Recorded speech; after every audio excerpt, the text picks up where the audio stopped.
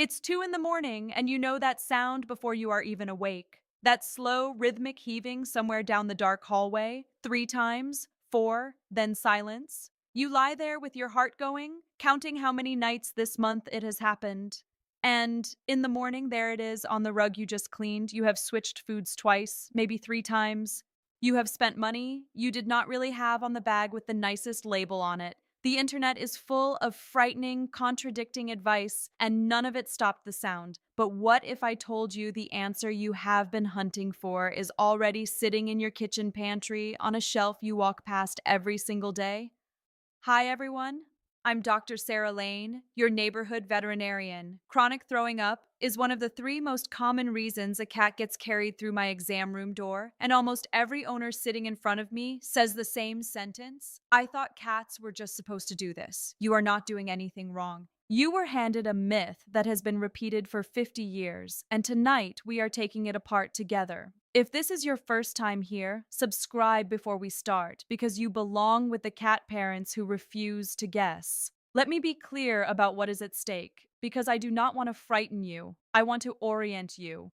A cat who brings food back up week after week is not a quirky cat. That is a stomach lining being scraped raw, a body quietly losing water and losing weight a few grams at a time, and real daily discomfort in the animal who sleeps on your pillow.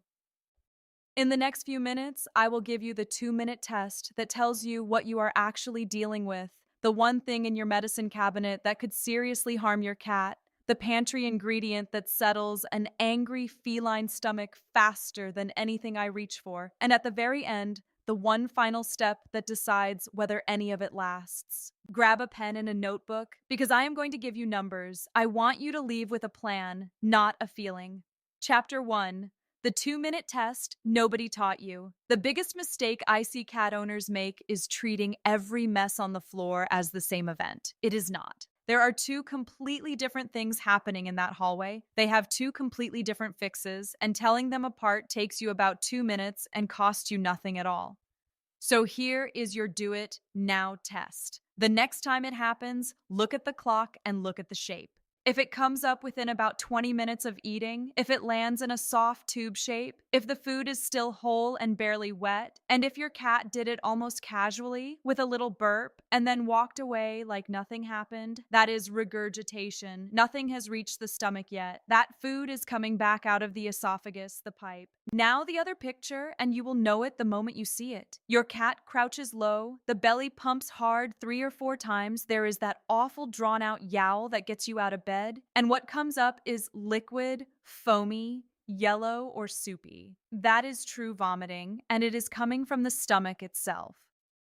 Before we go one step further, I put everything from these episodes into a little book called The Natural Cat Care Companion, with the portions, the timings, the dosing, and a symptom chart you can stick on the fridge. It is completely free as my gift to you. Point your phone at the code on the screen and scan it, or tap the link in the description and in the pinned comment to download your free copy right now. No purchase, no catch. I just want that book in your kitchen, where you actually need it, at 2 in the morning when you cannot remember what I said. Now back to your test. Write down which one you saw, and write down the time. You just made an observation instead of a guess. Do that for 1 week, and you will walk into that exam room with better information than most people bring me in a year. If you saw picture 1, your first fix is portion size and speed. Your cat was built to eat 8 to 12 tiny meals a day, hunting mouse-sized portions, not to face one enormous bowl morning and night. Take the daily amount your cat already eats and split it into 4 smaller meals. Do not add food. Just divide it. A smaller volume hitting a small stomach means less pressure pushing back up the pipe. And I have watched that single change take a cat from 5 episodes a week down to 1. Cats do best on a rhythm, and a body that knows when food is coming stops flooding itself with acid at random hours of the night. Chapter 2, The Velvet Wall. Here is the mind-blowing science. The inside of your cat's stomach and intestines is not bare tissue. It is coated in a thin, slick layer of mucus, a velvet wall standing between harsh digestive acid and the living cells underneath. When that wall gets thin from stress, from swallowed hair, from eating too fast, from ongoing inflammation, Acid touches raw tissue. The tissue swells, and a swollen gut becomes twitchy. It starts rejecting food that never actually hurt it. That is why the fourth food switch failed. You did not pick the wrong protein. You handed a perfectly reasonable meal to a surface that cannot tolerate anything right now. Now imagine if you had a rope burn on the inside of your own throat, and 3 times a day someone poured hot soup over it. You would not blame the soup. Let that sink in, because it is the reason food switch number 5 probably will not work either. Now, the mechanical half of this, and this one you can fix tonight, for almost nothing. Your cat's esophagus runs almost horizontally, not vertically like yours, so a cat eating face down out of a floor bowl is pushing food uphill and swallowing air along with it. Raise the bowl about 4 to 6 inches so the neck stays level with the spine. Use a slow feed bowl with ridges, or simply set a clean golf ball in the dish so your gulper has to eat around it. Level neck, gravity helping, no air, gulped. These are $10 fixes, and for a good number of cats, they cut the episodes in half. Chapter 3: The Medicine Cabinet Trap. Listen to me very closely, because this is the most important safety minute of this entire video.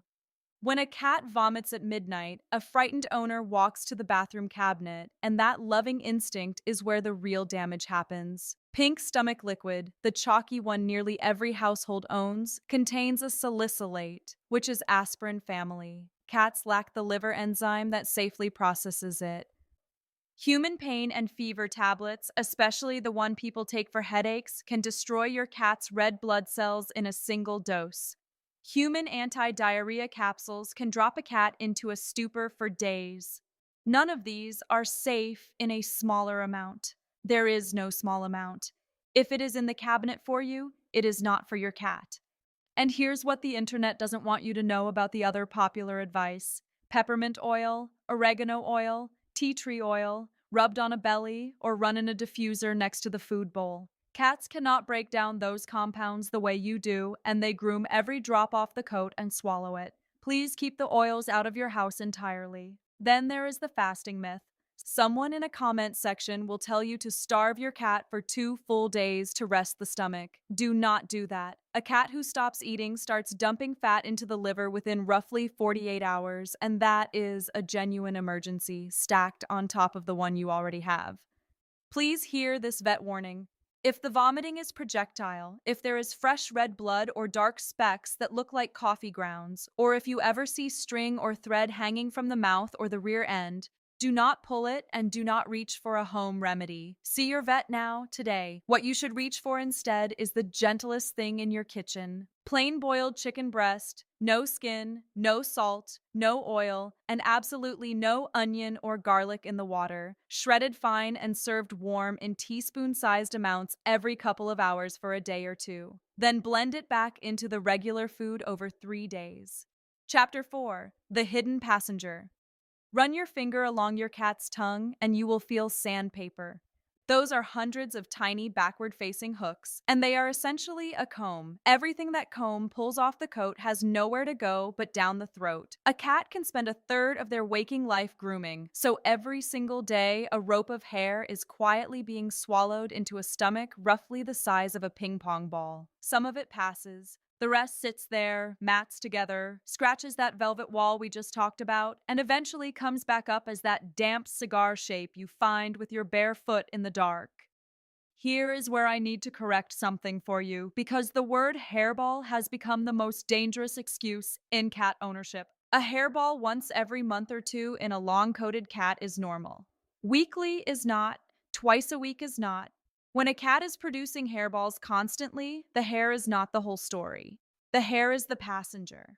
The real issue is a gut that has become too inflamed and too sluggish to move that hair along, and every time it gets stuck, the lining takes another scrape. So your support step here is fiber, and it is sitting in your pantry right now in a can. Plain, 100% pumpkin puree, not pie filling, which is loaded with sugar and spice. Just pumpkin. 1 level teaspoon stirred into wet food, 2 or 3 times a week for an average cat. That soluble fiber grabs the swallowed hair, binds it into the stool, and carries it out the correct end. It also draws water into the intestine, which matters enormously for a species that evolved in the desert and does not drink nearly enough. Put a second water bowl on the other side of the house, well away from the food. Cats will not happily drink standing over their dinner the way we do. Now, who is most at risk here? Long-coated cats, your Persians, your Maine Coons, your fluffy rescue of unknown parentage, seniors over 10 whose gut muscle has slowed down, over-groomers, the anxious cats who lick themselves bald, multi-cat homes where somebody eats fast because somebody else is coming, and any cat living on dry food only, running mildly dehydrated for years. If 2 or more of those describe your cat, everything I have told you so far is helpful, but it is not enough on its own. You can slow the meals down, you can add the fiber, you can raise the bowl, and you can still be up at 2 in the morning listening to that sound. Because none of it directly soothes tissue that is already inflamed and already raw. That needs something else.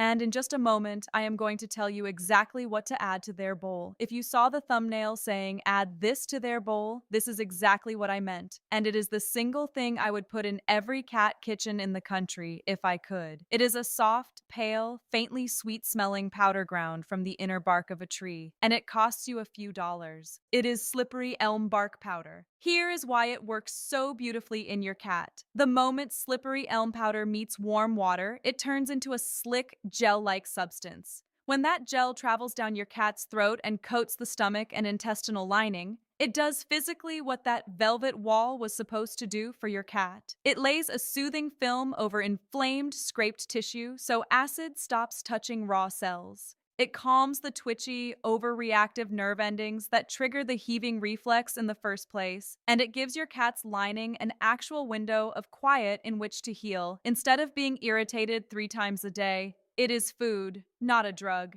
What owners like you tell me is remarkably consistent. Around night 4 or 5, the house simply goes quiet. The tube-shaped messes on the rug stop.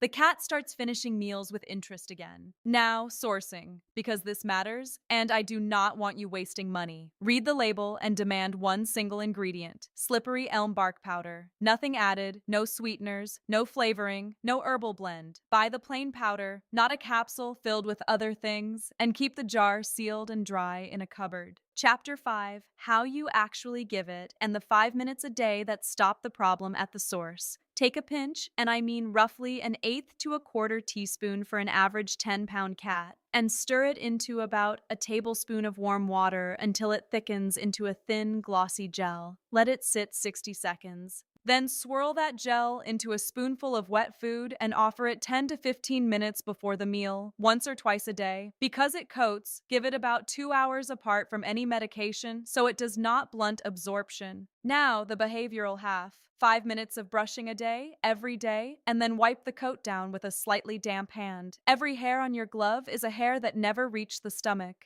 Feed away from the litter box, and in a multi-cat home, feed in separate rooms, so nobody inhales dinner out of competition. And now, Chapter 6, the final boss. This is the climax of everything you have learned tonight, and I have placed it here, at the very end, after the slippery elm, on purpose, because it is the step that decides whether any of the rest of it holds. If you only remember one thing from this entire video, remember this one. If you skip this step, everything was a waste. Everything you just did washes straight back out within a month, and you will be right back in that dark hallway wondering why the good week did not last. Soothing your cat's lining buys you calm, but it does not rebuild what lives on top of it. Your cat's gut runs on a colony of bacteria that trains the immune system and finishes digestion, and chronic vomiting, sudden food changes, and any recent course of antibiotics flatten that colony. So, get a probiotic made specifically for cats, with feline strains, not a human yogurt product, and not yogurt itself, since most adult cats cannot handle dairy. 1 packet sprinkled over wet food, once daily, for a minimum of 4 weeks. Slippery elm calms the wall. The probiotic rebuilds the tenants who live behind it. Do them together, and this is where the change stops being a good week and starts being a settled cat. Please do not use all of these at once. Here is the only thing you need to remember, and it takes you about 10 seconds a day. Breakfast. 1 packet of feline probiotics stirred into wet food in a raised, slow feed bowl. Split the daily food into 4 smaller meals instead of 2. 10 minutes before the evening meal. Your pinch of slippery elm gel in warm water. 2 or 3 times a week. 1 teaspoon of plain pumpkin puree. Every day. Your 5 minutes of brushing and a damp hand wipe.